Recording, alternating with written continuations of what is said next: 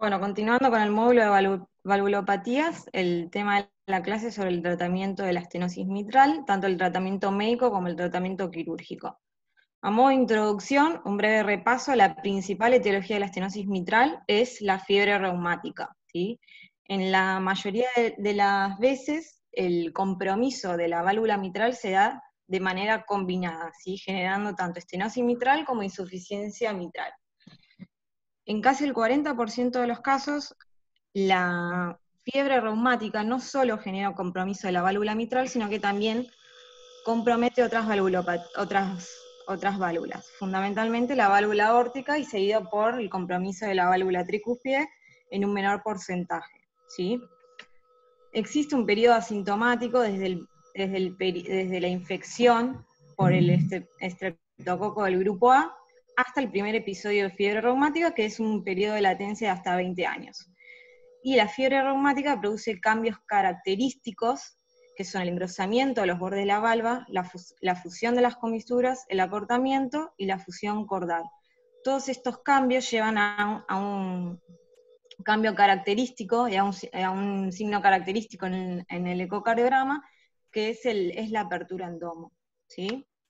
En cuanto al pronóstico, los pacientes con estenosis mitral, el pronóstico va a depender tanto de la clase funcional, ¿sí? Obviamente cuanto peor clase funcional, peor pronóstico, y por el alto riesgo tromboembólico que tienen estos pacientes. ¿Por qué tienen tanto riesgo tromboembólico? Por un lado, por la propia valvulopatía mitral, ¿sí? Por todo el remodelado que se produce en la aurícula izquierda, que a su vez aumenta la prevalencia de fibrilación auricular, pero también estos pacientes tienen más riesgo de desarrollar endocarditis, por ende tienen riesgo tromboembólico por la estenosis mitral, por la FA y por el mayor riesgo de tromboembolismo, ¿sí? De endocarditis infecciosa. Los objetivos terapéuticos van a ser la prevención de la fiebre reumática y, en casos particulares, de la endocarditis infecciosa, en la educación del paciente. ¿Por qué? Porque los pacientes con estenosis mitral, hay un grupo importante que son pacientes jóvenes, y entre ellas mujeres. Es importante la educación en este grupo etario sobre la prevención del embarazo en caso de una estenosis mitral grave, ¿sí? Lo importante es educarla e informarla sobre, en el caso de estar planeando un embarazo, hay que intervenir la válvula previo al embarazo, ¿sí? Además, estos pacientes van a ser pacientes anticoagulados, por ende tienen un riesgo de sangrado mucho más alto, ¿sí? Y son pacientes que tienen la actividad física muy limitada, ¿sí? Por eso es muy importante en estos pacientes ir educándolos, ¿sí? Otro objetivo del terapéutico va a ser disminuir el riesgo tromboembólico por todo lo que dijimos y, fundamentalmente, además, disminuir los síntomas y mejorarle la calidad de vida del paciente. En cuanto a la prevención de la fiebre reumática, la prevención se realiza con penicilina benzatínica, ¿sí? La dosis es 1.200.000, es una vez al mes, ¿sí? Y en el caso de los pacientes alérgicos se utiliza eritromicina. Además, la prevención no solo consta en darle penicilina, sino que hay que evaluar si el paciente tiene o no compromiso valvular, ¿sí? Si el paciente tuvo fiebre reumática y hay compromiso valvular, la prevención es o hasta los 10 años, o por 10 años, o hasta los 40 años. Siempre la estrategia que se utiliza es la que más tiempo de prevención abarque, ¿sí? Si tuvo fiebre reumática, hay compromiso cardiológico, pero no hay compromiso valvular, porque recuerden que la fiebre reumática puede afectar tanto el endocardio como el miocardio como el pericardio, ¿sí? Lo más frecuente es que afecte las válvulas, pero puede no afectarlas, ¿sí? En este caso, la prevención o la profilaxis es hasta los 21 años o hasta los 10 años posteriores al último episodio de fiebre reumático. Esto es prevención secundaria, ¿sí? Y en el caso de que no haya compromiso a nivel cardiológico, la prevención se realiza por 5 años o hasta los 21 años. Hay dos grupos etiológicos que tienen mayor riesgo, que son los docentes y el personal de salud, fundamentalmente los pediatras, ¿sí? Obviamente estos pacientes son pacientes que hayan tenido fiebre reumática. En este caso, la profilaxis es por tiempo indefinido, ¿sí? En cuanto a la endocarditis infecciosa, no está indicada la profilaxis en sí por la estenosis mitral, sino que la profilaxis indica en el caso de que se le haya colocado una prótesis o que haya tenido antecedentes previos de endocarditis infecciosa. En cuanto a las recomendaciones generales, el ejercicio. En línea general, los pacientes con estenosis mitral tienen un riesgo muy alto de desarrollar edema agudo de pulmón al ejercicio. ¿Por qué? Por las presiones auriculares altas que manejan, y el hecho de aumentar el volumen minuto cardíaco, la frecuencia cardíaca, eso aumenta las presiones y puede llevarlos a un fallo de bomba, ¿sí? Los pacientes sintomáticos o que tengan la presión sistólica de la arteria pulmonar mayor a 50 en reposo tienen contraindicado formalmente el ejercicio físico, tanto recreativo como competitivo, ¿sí? Además son pacientes que van a estar anticoagulados, por ende no pueden hacer cualquier actividad física, ¿sí? Deben evitar los deportes de contacto. Y por estas razones los deportes que pueden hacer son muy limitados, entre ellos el golf, la arquería, el automovilismo como ejemplos, ¿sí? En cuanto a los pacientes asintomáticos, paciente con estenosis mitral asintomático que quiera realizar actividad física, antes de darle el apto se le debe realizar una prueba de esfuerzo. ¿Para qué? Para evaluar el nivel de actividad que puede realizar. Si en la prueba de esfuerzo la presión sistólica de la arteria pulmonar aumenta más de 50 milímetros de mercurio, el nivel de esa o sea, queda contraindicada la actividad física a ese nivel, ¿sí? Para la prevención del riesgo tromboembólico, el paciente va a estar anticoagulado. ¿Cuándo se va a anticoagular un paciente? Cuando tenga, obviamente, FA, cuando tenga episodios de embolia previa, ¿sí? Inclusive si el paciente tuvo una ACV y actualmente se encuentra en ritmo sinusal, el paciente igualmente tiene que quedar anticoagulado. Si tiene trombos en la aurícula izquierda o diámetros auriculares elevados o un volumen auricular mayor a 60, tiene que estar anticoagulado, y si presenta la ecogenicidad sanguínea aumentada, tiene que estar anticoagulado, ¿sí? O sea, el concepto es que el paciente con estenosis mitral, la gran mayoría va a estar anticoagulado, ¿sí? Y el RIN que se busca es un RIN entre 2 y 3. En el caso en que el paciente con estenosis mitral, que venga anticoagulado, que venga en un rango adecuado y desarrolle un episodio tromboembólico, en esos casos o se agrega aspirina o se aumenta el rango a 2,5, 3,5. Hay una asociación entre la FA y la estenosis mitral por todos los cambios que se producen, por el remodelado que se produce en la aurícula izquierda, ¿sí? Y el riesgo de presentar eventos neurológicos es hasta 15 veces mayor, ¿sí? ¿Cuáles son las recomendaciones? Básicamente, digamos, las mismas recomendaciones para cualquier FA, ¿sí? Obviamente el paciente con FA tiene que estar anticoagulado y es importante el control de la frecuencia, ¿sí? Lo ideal es restablecer el ritmo sinusal con cardioversión eléctrica o farmacológica. En el caso de que se decida la cardioversión eléctrica, requiere la anticoagulación por 3 semanas previas o realizar un ecocardiograma transesofágico para descartar la presencia de trombos en la aurícula izquierda. Si el paciente está en plan de intervención, ya sea tratamiento percutáneo o quirúrgico, lo ideal es que primero se intervenga la válvula y después se intente, digamos, restablecer el ritmo sinusal, ¿sí? Y algo importante en cuanto a la anticoagulación en estos pacientes es que están contraindicados los anticoagulantes directos. ¿Por qué? Porque no hay estudios que avalen la seguridad y la eficacia de los anticoagulantes directos en lo que es la FA valvular, o sea, pacientes con estenosis mitral o con prótesis mecánicas. Sí hay evidencia para otras valvulopatías como IM y AU, insuficiencia tricuspidia, ¿sí? En los cuales los anticoagulantes directos demostraron ofrecer mayor protección contra eventos tromboembólicos y igual resultado en cuanto a sangrado, pero un menor riesgo de sangrado intracraneal, ¿sí? Pero el concepto es que pacientes con estenosis mitral o prótesis mecánicas no pueden no se les puede indicar los nuevos anticoagulantes. En cuanto a la progresión de la enfermedad en los pacientes asintomáticos, si es una estenosis leve o moderada, se debe realizar un control clínico anual. El control ecocardiográfico, en el caso de una estenosis mitral leve, debe ser cada 3 a 5 años. Si es moderada, dentro del año o los 2 años. Si es una estenosis mitral grave, el control clínico es a los 6 meses y requiere un ecocardiograma dentro del año, ¿sí?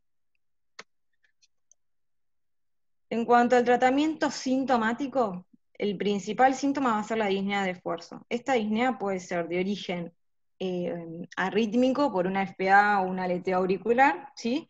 O puede ser por síntomas congestivos.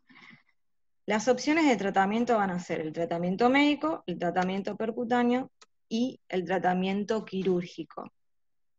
El tratamiento de elección y de primera línea en los pacientes con estenosis mitral es el tratamiento percutáneo, y lo que se les realiza es una valvuloplastia, ¿sí? Esto es, a diferencia de otras valvulopatías como en la estenosis aórtica, acá la valvuloplastia tiene excelentes resultados, tiene resultados comparables a la cirugía tanto a corto como a largo plazo, y es mucho menos invasivo, digamos, ¿sí? En cuanto al tratamiento sintomático, en el caso de ser la disnea de origen arrítmico, ¿sí? El tratamiento se va a basar en controlar la frecuencia y en revertir el ritmo sinusal, ¿sí? Y si la disnea está asociada a síntomas de congestión, el tratamiento va a ser dirigido justamente a disminuir la congestión con betabloqueantes o diuréticos. En el caso de las pacientes que tengan estenosis mitral, que estén embarazadas y que desarrollen síntomas, primero se les otorga el tratamiento médico. En el caso de que no respondan al tratamiento médico, se les debe realizar una valvuloplastia de urgencia, ¿sí? Una vez que yo saco al paciente con estenosis mitral grave, moderada grave, sintomática, del momento agudo, tengo que evaluar la mejor estrategia de intervención para esa válvula. El algoritmo terapéutico tiene que evaluar si el paciente tiene síntomas, si está con tratamiento médico, qué grado de afectación tiene la válvula, si es una estenosis mitral leve, moderada, severa, y a su vez el compromiso hemodinámico que tenga, ¿sí? Tengo que evaluar si es posible realizarle la valvuloplastia a partir fundamentalmente del score de Wilkins, que es el score ecocardiográfico, y si el paciente no es factible realizarle una valvuloplastia, hay que evaluar el riesgo quirúrgico, ¿sí? Entonces, en base a estos 5 ítems, digamos, se desarrolla el algoritmo terapéutico. Este es el algoritmo que propone la Sociedad Argentina de Cardiología. La Sociedad Europea también tiene un algoritmo, pero es un poco más rebuscado y dicen lo mismo, ¿sí? Este es el más claro. Paciente con estenosis mitral, asintomático, que tenga una estenosis mitral leve, no se le tiene que realizar ni prueba de esfuerzo, ni evaluar si se le hace una valvuloplastia. Si ese paciente se lo controla. Asintomático leve se lo controla, ¿sí? Si el paciente es asintomático, pero tiene una estenosis mitral grave o moderada, hay que evaluar si es posible realizarle la valvuloplastia, o evaluando el score de Wilkins. Si el score me da con un resultado menor a 8 y ese paciente es muy probable que tenga un resultado exitoso, evalúo si ese paciente tiene una presión sistólica de la arteria pulmonar elevada en reposo, que es más de 50. Si la tiene, va a valvuloplastia. Si no la tiene, la busco, ¿sí? Realizo una prueba de esfuerzo, ¿sí? Si en la prueba de esfuerzo la presión sistólica, la PESAP, aumenta a más de 60, le realizo la valvuloplastia. Si no, el paciente continúa en control, ¿sí? La prueba de esfuerzo solo se realiza al paciente que tiene probabilidad de realizarse una valvuloplastia. Si no tiene sentido realizar una prueba de esfuerzo a un paciente que no es factible realizar la valvuloplastia porque el riesgo quirúrgico es mayor que el riesgo a que desarrolle síntomas, ¿sí? Si es una estenosis mitral sintomática leve, ya sea en clase funcional 2 o 4, realizo pruebas de esfuerzo, ¿sí? Y evalúo PSAP, si es más de 60, la presión capilar pulmonar, más de 30, y los gradientes transvalvulares, ¿sí? Si la prueba de esfuerzo da positiva, digamos, lo que tengo que evaluar es nuevamente si es posible realizarle la valvuloplastia. Si no es posible, no es factible la valvuloplastia, se evalúa la calidad de vida. Si es una estenosis mitral leve sintomática, seguramente ese paciente siga controlado. Ahora, si es una estenosis mitral moderada grave, que no es factible realizar la valvuloplastia, se evalúa el riesgo quirúrgico. Si el riesgo quirúrgico es alto, se le va a realizar la valvuloplastia igual, porque el score de Wilkins no contraindica la valvuloplastia, ¿sí? Si el riesgo quirúrgico es baja, a ese paciente se le ofrece el tratamiento quirúrgico, ¿sí?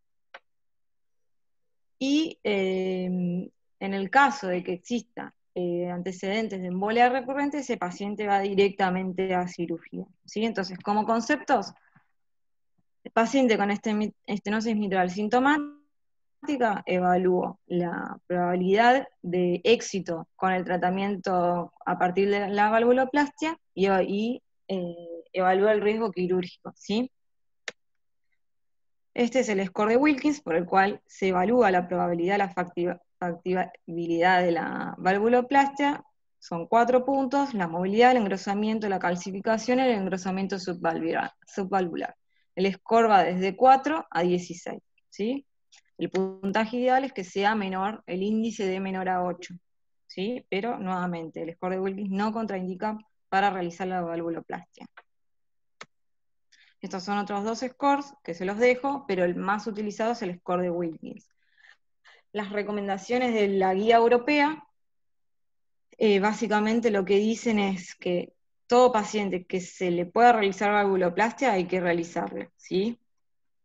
Y en los que no se le puede hacer valvuloplastia se le hace el tratamiento quirúrgico, ¿sí?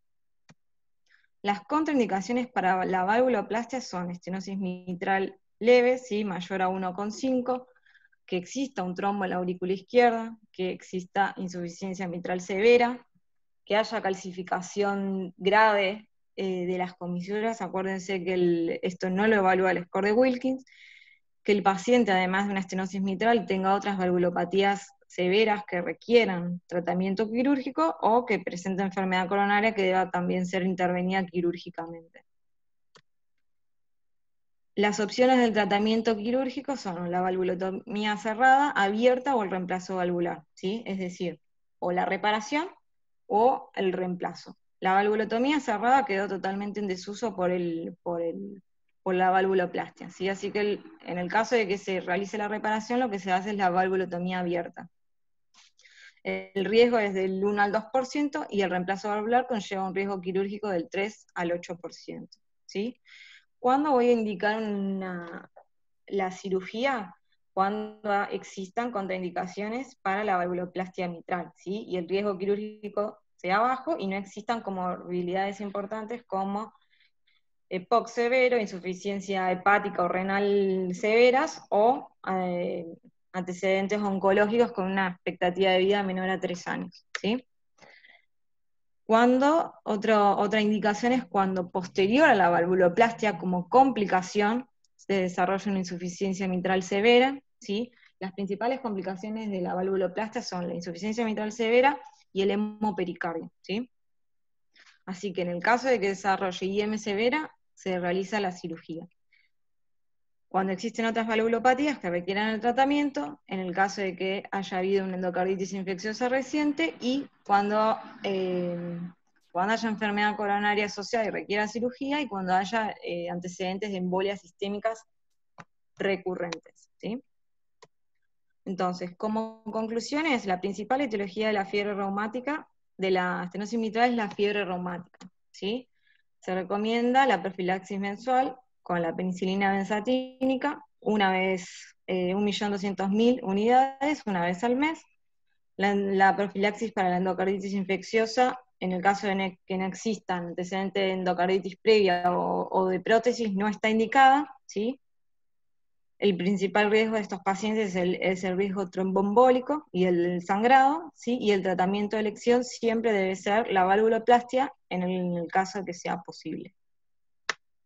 Muchas gracias.